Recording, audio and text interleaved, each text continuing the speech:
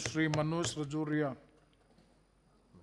धन्यवाद सभापति महोदय जी कि आपने मुझे NDPS act bill amendment bill 2021 पर बोलने का अवसर दिया।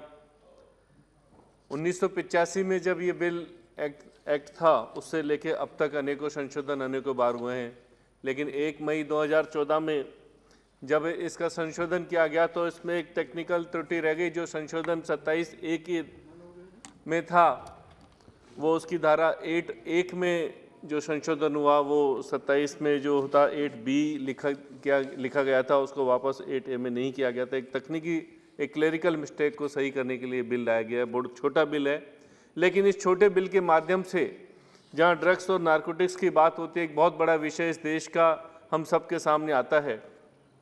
मैं एक छोटी सी जानकारी जो सामाजिक और न्याय अधिकारिता मंत्रालय के माध्यम से इस सदन के सामने, इस देश के सामने रखना चाहता हूं कि इस देश के अंदर आज भी लगभग 2,90,18,000 लोग भांग का सेवन करते हैं, जो कि एक बहुत चिंता का विषय। इसी प्रकार से लगभग 1,86,44,000 लोग अफीम का सेवन करते हैं।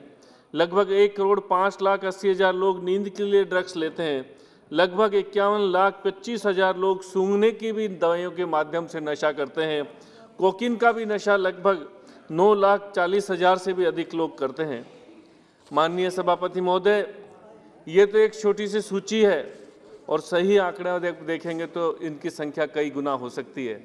आज देश के बड़े शहरों में नहीं, प्रत्येक राज्य के प्रत्येक बड़े शहर और गांव-गांव तक ये नशे की जो कारोबार है ये पहुंच चुका है। आज स्कूलों के अंदर छात्रों को लेकर, कॉलेजों में, अस्पतालों में बेरोजगारों को निशाना बनाया जाता है। मुफ्त में ये शुरू में बांटकर उनको बाद में मजबूर किया जाता है कि वो नशे की दवाइयाँ खरीदें, और ऐसी लत पड़ती है कि अनेकों अपराध करने के लिए भी निर्दोष जो बालक है, युवा है, वो मजबूर हो जाते हैं। माननीय सभापति महोदय जी, इस प्रावधान के लिए बाद में इस ऐसी अनेकों बड़े आंकड़ों के बाद में मैं धन्यवाद देना चाहूँगा हमारे देश के प्रधानमंत्री श्री नरेंद्र भाई मोदी जी को, जिन्होंने 15 अगस्त 2020 को एक नशा मुक्त भारत अभियान के माध्यम से एक बड़ी मुहिम छोड़ी इस देश के युवाओं को नशे से मुक्त कराने की। और मैं धन्यवाद देना चाहूँगा हमारी वित्त मंत्री श्रीमती निर्मला सीतारमण जी को भी कि इन्होंने इस पुनीत कार्य के लिए, इस देश को नशे से मुक्त करने के लिए पिछले वर्षों में 585 करोड़ रुपए का एक बहुत बड़ा बजट नशा मुक्त अभियान के लिए इन्होंने दिया, और उसका परिणाम रहा कि इस देश के अंदर 1,40,00,000 से अधिक लोग इस मुहिम के माध्यम से इस नशे की लत से मुक्त पा चुके हैं।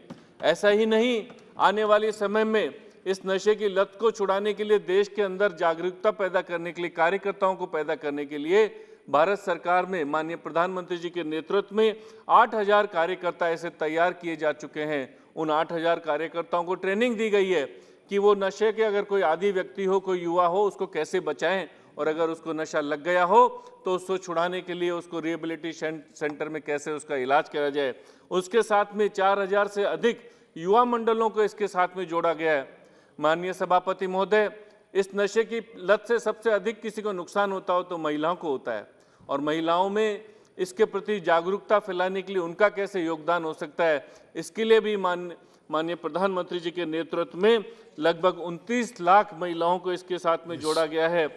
और यही नहीं, आज देश के प्रत्येक स्कूल के अंदर, कॉलेज के अंदर, यूनिवर्सिटीज के अंदर, हॉस्पिटल्स के अंदर और जिला प्रशासन के माध्यम से भी माननीय सभापति महोदय ऐसी अनेकों योजनाएं चलाई जा रही है जिससे युवाओं में इस नशे को रोका जा सके। इस एक्ट के अंदर नशे के कारोबार करने वालों को सजा का प्रावधान किया दिया गया। उनकी संपत्ति जब्त करने का उनको 10 साल से 20 साल की सजा का प्रावधान किया गया है। लेकिन इससे भी बड़ी बात, आज सदन के माध्यम से हम सबको इस चीज की आवश्यकता है कि इस देश में नशे के इस व्यापार को समाप्त करने के लिए, हमारे देश की युवा पीढ़ी को नशे से बचाने के लिए आज देश को एक संयुक्त रूप से संकल्प लेना होगा। हमारे परिवारों को जोड़कर, समाज को जोड़कर एकजुट होना होगा और इस नशे से की जड़ों को इस देश से उखाड़ कर फेंकना होगा।